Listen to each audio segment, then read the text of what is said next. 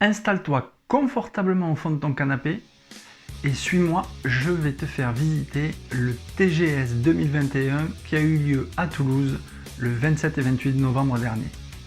Et puis t'inquiète pas, si t'es perdu, j'ai le plan. Allez, c'est parti, générique. Bon alors, les chiottes, parce que là, moi j'ai une grosse envie d'abord. Hein.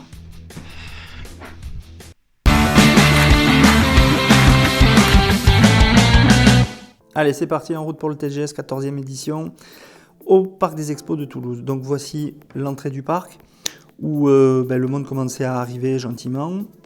Voici l'intérieur du parc. Autant vous dire que les exposants vont jusqu'au fond de cette grande salle. C'est absolument génial et c'est hyper aéré. On ne se marchait vraiment pas dessus et ça a été extrêmement bien conçu par la ville de Toulouse. Premier stand que nous avons visité avec Mister No, c'est le stand de Steampunk Art by Auclair. Cet artiste fait des merveilles. Il reprend les héros de la pop culture et les transforme, les customise en steampunk. J'ai adoré ce Batman qui m'a fait penser à un Batman post-apocalyptique. Ce cadre de Daredevil est juste fabuleux.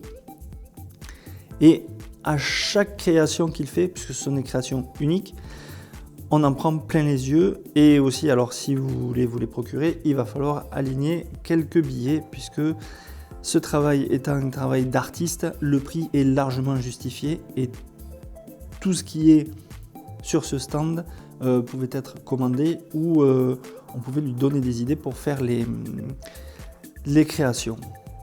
Voilà, quand vous êtes fan de Star Wars et que vous avez ces personnages-là, ça le fait quand même dans le salon.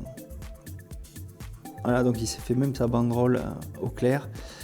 C'était vraiment un des stands que j'ai beaucoup apprécié et qui m'a énormément plu. On se retrouve maintenant chez Geekmaker. Alors Geekmaker, lui, c'était un monsieur qui fait des reproductions d'armes et de robots de science-fiction en aluminium, cuivre, zinc, acier, PVC et bois. Et il s'est attardé à reproduire les droïdes de Star Wars qui sont d'une maîtrise absolument parfaite. J'ai discuté avec son épouse pendant la visite et elle me disait qu'il mettait énormément de temps à les faire puisqu'il les fait sur plan, il les fait dans les moindres détails, il passe des mois, des heures, des semaines entières à les concevoir, à les fabriquer. Et évidemment, le prix de ces robots de science-fiction et de tous ces vaisseaux est largement justifié. Si vous comptiez dépenser 200 € pour un robot, oubliez, il faut rajouter un 4e chiffre devant, parce que c'est vraiment un travail d'orfèvre. C'est juste fabuleux. Ce petit robot-là que vous voyez, plus tard dans la journée, il est entièrement animé. La tête tourne, les yeux s'allument. C'est juste une magnifique pièce de collection. Celle qui me faisait de l'œil et qui malheureusement n'était pas pour ma bourse, c'est ce AT-AT du Retour du Jedi qui est magnifique. Notamment celui-ci aussi, que l'on voit dans l'Empire contre-attaque.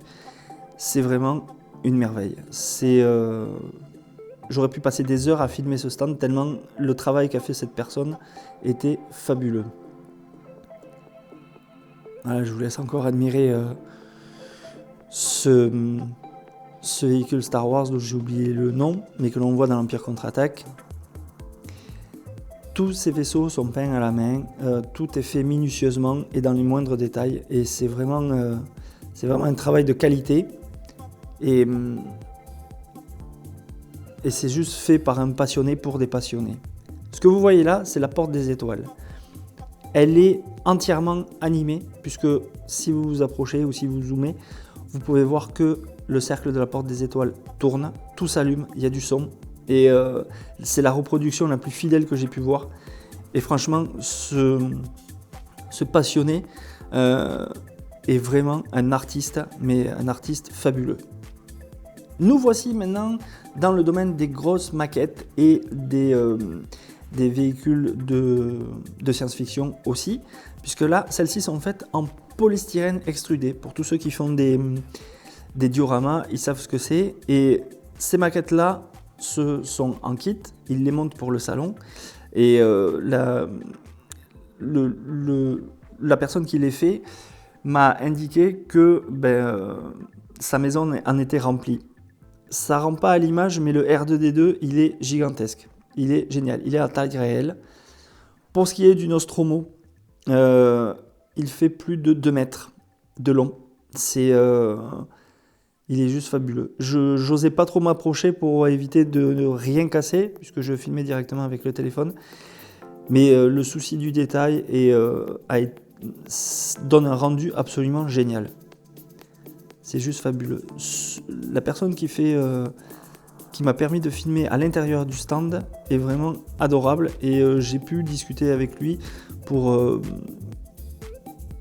savoir comment ça lui était venu. Et donc, si vous voulez, c'est Wayland Corp qui fabrique ça. Il y a aussi ces maquettes-là, qui sont un peu plus grossières, mais ça vous donne une idée des tailles des maquettes. Là, on va retrouver, je crois que c'est l'Alien, celui-ci, il me semble bien, oui, puisqu'on voit l'Alien assis. Et c'est vrai qu'à l'image, ça rend pas tip-top, mais en vrai, elles sont juste gigantesques. Et tout est fait en polystyrène extrudé, c'est absolument fabuleux.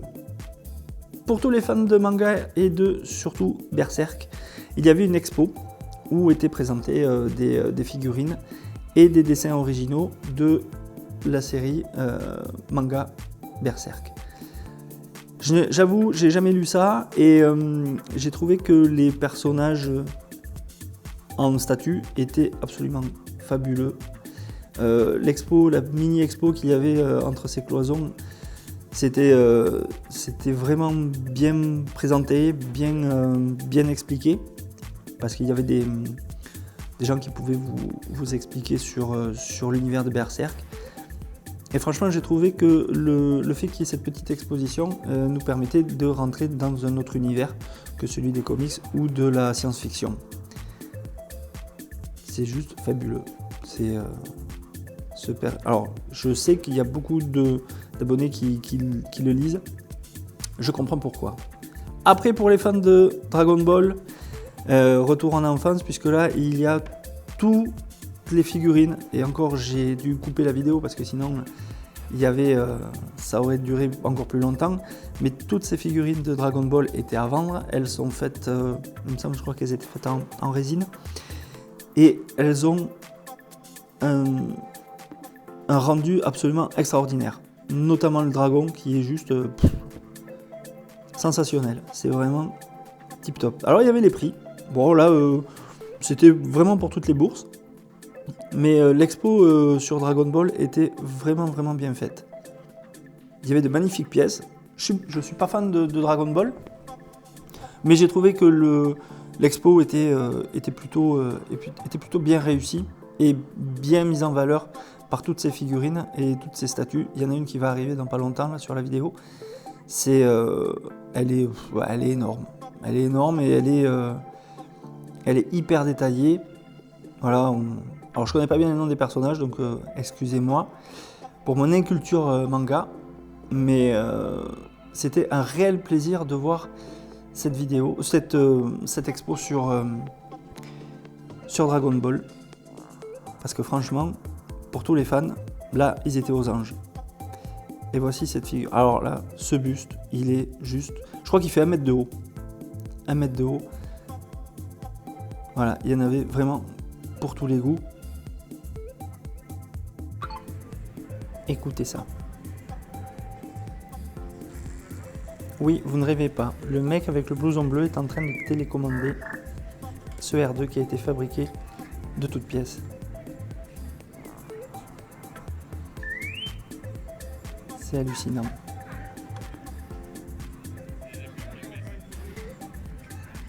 C'est vraiment top. J'aurais donné n'importe quoi pour avoir le même.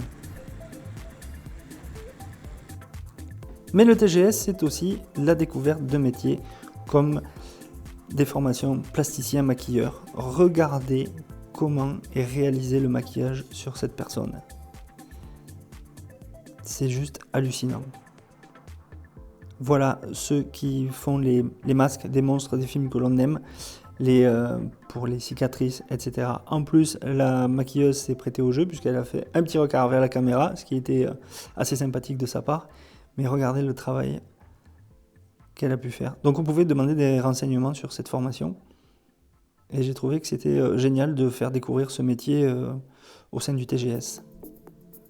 Un petit sourire, merci mademoiselle. C'était juste fabuleux. Le truc que je kiffe le plus au TGS, c'est quand tu as la possibilité d'interviewer un scénariste ou un dessinateur quand c'est possible. Et là, ça a été possible puisque j'ai interviewé brièvement Grégory Ployer qui sortait son premier artbook. Donc, je vous laisse en compagnie de Grégory et on se retrouve tout de suite après. Alors, on est au TGS avec Grégory Ployer qui a participé au collectif Je soutiens mon libraire. C'est ça, oui, j'ai fait une illustration. Ouais. Alors moi, j'ai une question à te poser. Est-ce que tu as peur de la page blanche ou est-ce que tu as peur de mal à la remplir?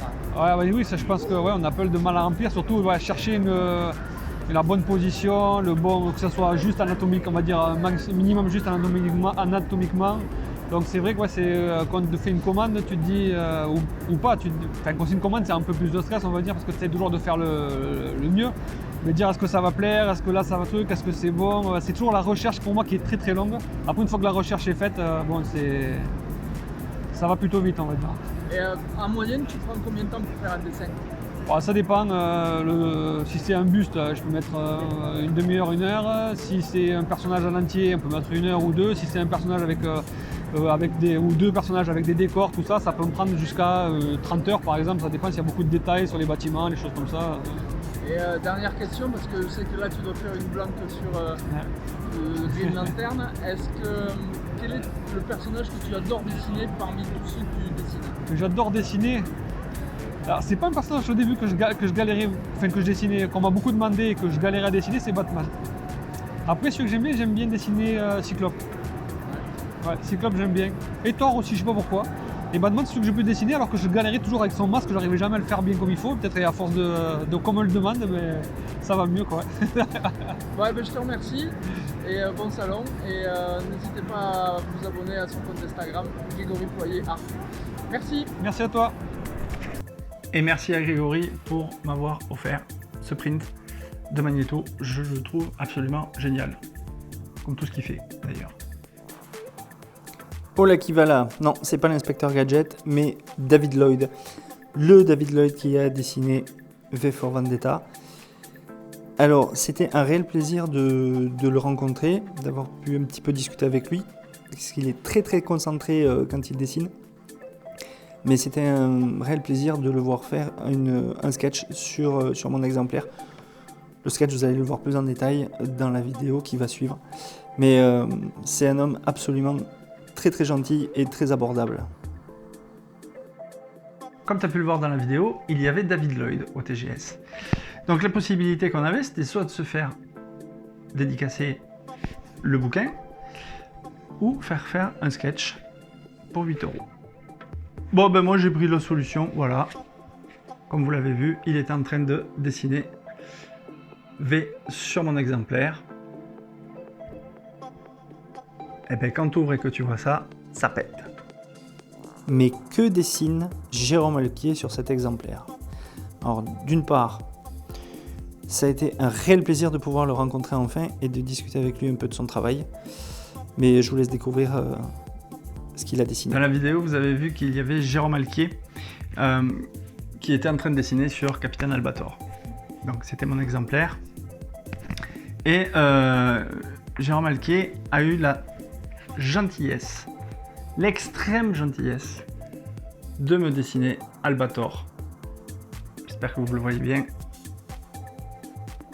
Et tout est fait au stylo bille. Ce que je kiffe au TGS aussi, c'est quand tu rencontres des scénaristes dont tu apprécies le travail. Et notamment c'est Xavier Dorisson qui est venu au TGS pour Goldorak. Alors, pour la séance de dédicace, il y avait un print signé de la main de Dorisson, qui est juste fabuleux. Ça, on va le mettre là. Et ensuite, pour la séance, pour la dédicace sur le bouquin, ils ont fait un truc d'original. C'est-à-dire qu'il y avait un tampon que tu pouvais choisir, soit Goldorak, soit Actarus, un extrait ici du scénario et bien évidemment la signature, le petit mot gentil du scénariste. Et pour vous dire, Xavier Dorisson est tellement sympa qu'il a accepté de me signer une autre BD sur laquelle il avait travaillé, c'est Sanctuaire. Je vous mettrai la photo de la dédicace ici. N'empêche, pour la rencontre des scénaristes et des dessinateurs, le TGS, c'est vraiment cool. Voilà, cette vidéo est maintenant terminée. J'espère que vous avez apprécié cette visite virtuelle du TGS de Toulouse version 2021. Quant à nous, on se retrouve très bientôt pour une nouvelle vidéo. En attendant, lisez des BD, des comics et surtout, prenez soin de vous. Ciao, ciao. Je ne pouvais pas vous quitter sans vous montrer les magnifiques cosplays du TGS. Donc là, on a Deadpool et Spider-Man. Ils sont extrêmement bien réussis. Là, on a Kylo Ren. Juste génial. Ici, Venom et Carnage. Un homme des sables avec la tête de 6PO dans un filet qui est très bien réussi. Un des membres de l'équipe de The Mandalorian. Là, un Stormtrooper. J'adore ces personnages. C'est fabuleux. Le costume, le cosplay de The Mask. Et bien évidemment, la Trinité avec Darkseid. À bientôt.